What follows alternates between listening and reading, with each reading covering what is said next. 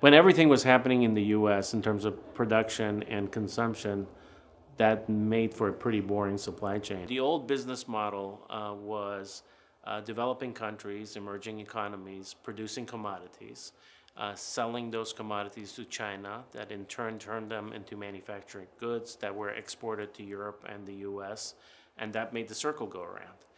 And of course, with the post-financial crisis, consumption has slowed in these developed economies. China's manufacturing has slowed. Their infrastructure-based economy is shifting to more of a consumer economy, and that's really calling for a new business model for all these different countries that were participants in this supply chain, if you will.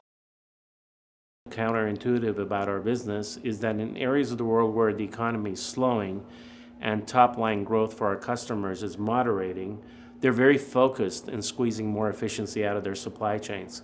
That's good for our business because we get to build out those buildings that support that supply chain activity. So lower growth is not always bad for us. In a strange way, sometimes that propels our business.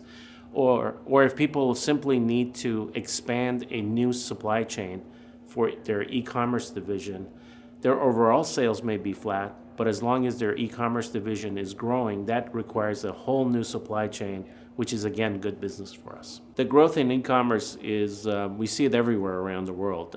Actually, some of the developing countries, we're seeing it even be stronger than the developed economies because it's almost like the cell phone skipping over the landline business. A lot of these markets never experienced the big box retail phenomenon, and they're going straight to the e-commerce mode. So in some of these emerging countries, actually e-commerce is ahead of the developing countries. The real estate industry historically has not done a great job with respect to attracting people of diverse backgrounds. And the shortfall is particularly evident in the area of attracting women professionals. We're fortunate. Over half our employees are women, and we have many senior women in our ranks, but unfortunately not as many as we'd like in our senior line positions, and that's where we're spending a lot of time.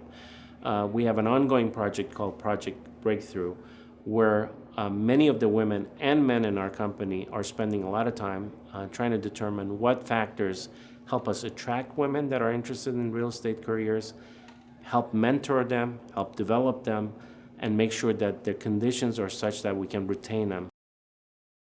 Our buildings last 50 to 100 years, so how responsible we are in the way we build them, how energy efficient they are, how sustainable they are really important factors. And those factors are becoming increasingly important to the local communities we operate in, to our customers who want sustainable practices, and even to our shareholders who are increasingly focused on issues of sustainability, issues of good corporate governance, corporate social responsibility, and all these parameters that are relatively new to the real estate industry, and I would say relatively new in the conversation in the corporate world. With respect to our customers' needs and sustainability and the importance of sustainability to their real estate decisions, we're a leader in the industry. We've been developing a lot of renewable power on our rooftops.